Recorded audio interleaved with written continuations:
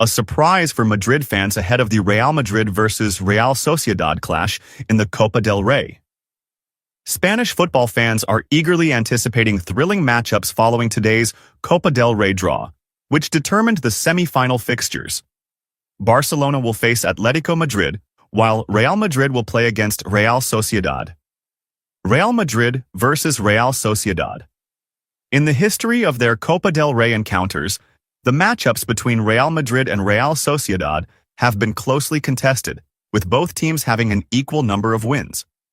According to Spanish radio station COPE, the two teams have played 21 official matches in the Copa del Rey, with Real Madrid winning 10 times, scoring 36 goals. On the other hand, Real Sociedad has defeated Real Madrid in 10 matches, scoring 31 goals, and one game between the two teams ended in a draw. Copa del Rey.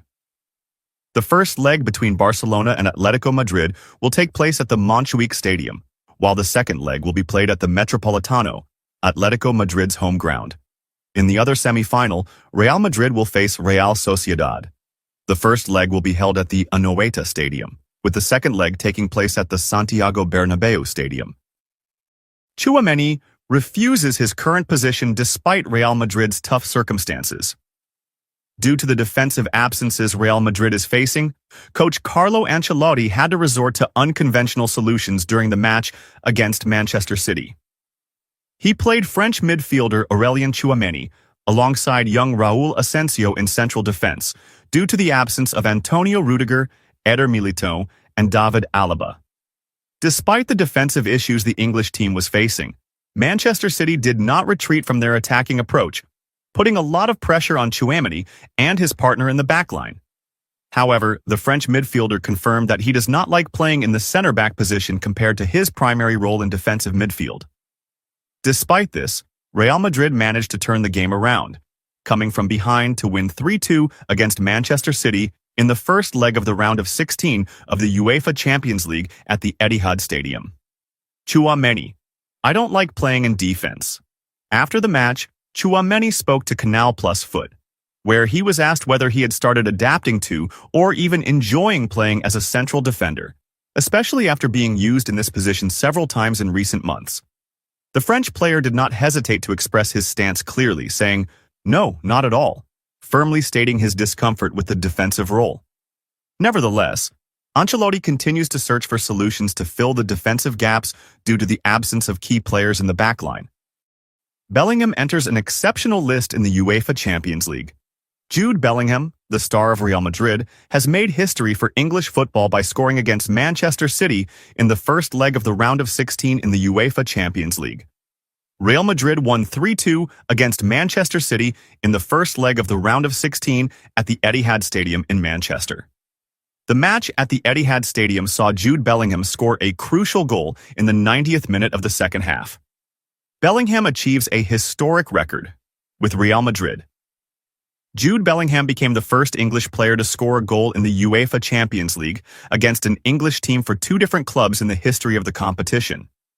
Bellingham's first ever Champions League goal came with Borussia Dortmund against Manchester City in 2021, and then he scored again at the Etihad Stadium for Dortmund in the 2022-2023 season. Bellingham managed to score again against Manchester City, but this time wearing the jersey of Real Madrid, becoming the first English player to score in the Champions League against an English team for two different clubs. Bellingham's stats in the UEFA Champions League this season.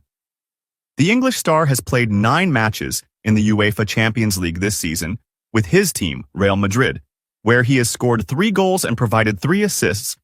Modric's suggestion: Kenan Yıldız and Arda Güler meet at Real Madrid. The European sports scene has witnessed an exciting development after Spanish media reports revealed that Real Madrid is interested in signing the young Turkish star Kenan Yıldız, a player from Juventus, during the upcoming summer transfer window. In recent days, there was a notable meeting between the famous agent Jorge Mendes and Juventus's director Cristiano Giuntoli, which increased speculation about the player's future, especially after Mendes was spotted in a restaurant in Turin with Yıldız's parents, just hours before the winter transfer window closed. This interest comes after the young Turkish star's impressive performances with Juventus, where he has delivered standout performances and scored decisive goals, including a brace against Inter Milan and influential goals in derby matches, making him one of the most promising talents in Europe. Modric recommends signing Yıldız. According to reports, Real Madrid's veteran captain Luka Modric has recommended to the club's management that they sign Kenan Yıldız, pointing out his unique technical abilities and his potential to make a strong addition to the team. The reports confirm that Modric views Yıldız as a remarkable talent, capable of developing and shining within the Los Blancos ranks.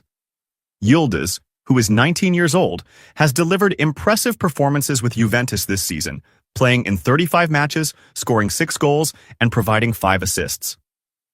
The player is known for his excellent attacking skills and ability to play in multiple positions, which has attracted the attention of many top European clubs. Will Yıldız join Güler in Madrid? Although Real Madrid has not yet made an official decision about this transfer, the serious interest in the player could lead to negotiations with Juventus during the summer transfer window. If the deal goes through, Yıldız will join his fellow countryman Arda Güler at the Royal Club, further strengthening the presence of Turkish players at the Santiago Bernabeu. Haaland's reaction and comment on Real Madrid's comeback. Honestly, I don't know how to describe what happened in this match because it repeats in front of my eyes every time we face this team. Real Madrid is not just an ordinary team. It's something completely different, something out of the ordinary. When you play against them, you feel like you're in control, you feel like things are under your control, you feel like you're close to winning, but suddenly, as if there's some invisible force that turns everything in their favor. It doesn't matter how the match starts. It doesn't matter if you're ahead. It doesn't matter if you're playing wonderfully because the moment they decide to make a comeback, they do it with full force as if nothing had happened. We faced them last season, and we thought we had learned the lesson, but today, it happened again. When we scored the first goal, we felt like the match was going according to our plan. We were attacking, pressing, creating chances, trying to kill the game, but suddenly, as always, they came back into the match. It's like a pre-written script, a script that can't be changed, a script that makes them stronger every time they're in a difficult situation. It's something unnatural, something that can't be explained. In football, it's common for pressure to affect teams, making them make mistakes, losing focus, but with Real Madrid, it's completely different. The more pressure you put on them, the more dangerous they become. The more you think you've outplayed them, they surprise you with something you don't expect. When they scored the equalizer, you could feel the change in the atmosphere. Suddenly, the game was in their hands. They became more confident, as if they knew they would turn the result around at any moment. We tried to hold on. We tried to stay in the game, but the truth is, Real Madrid has that special aura, that power that makes other teams feel helpless against them. I don't think there's any team in the world that has the ability to come back the way they do. This is not just an ordinary match. This is a new lesson for us, a lesson we need to learn well. As for Vinicius, I can only tip my hat to him. He was brilliant, he had one of his best games, and he was the driving force behind his team's comeback. Everyone talked about the banner that our fans raised before the match, which was perhaps meant to put pressure on him, but what happened was the opposite. We saw him use that as additional motivation to deliver an amazing performance. Great players know how to turn provocations into positive energy, and that's exactly what Vinicius did today. He was everywhere, moving quickly, dribbling, passing, scoring, making a difference at crucial moments. It's hard to stop him when he's in this form, especially when he has something to prove. He's a player with a strong character, and that character is what has made him one of the most dangerous players in the world today. But it's not just about Vinicius, it's about Real Madrid as a whole. This team has a completely different mentality, a mentality unlike any other team. We've seen it over and over again, against Paris Saint-Germain, against Chelsea, against Liverpool, against us last season, and today again. How can a team do that consistently? How can a team always be able to come back in such matches? This isn't just luck. This isn't a coincidence. This is Real Madrid. This is their mentality, this is their identity, and that's why they're always the most dangerous team in the Champions League. But despite all that, we can't give up. Yes, we lost the first leg, but we still have a chance in the return leg. We're not going to Madrid to surrender, we're going to fight until the end. We know it's going to be difficult. We know playing at the Bernabeu isn't easy. We know Real Madrid is a team that's hard to beat at home, but we're Manchester City and we're a strong team too.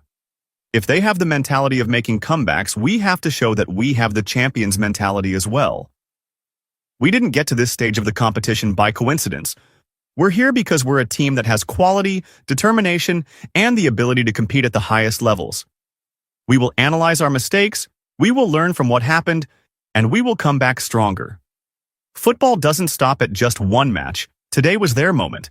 But in the return leg, we have to make it our moment.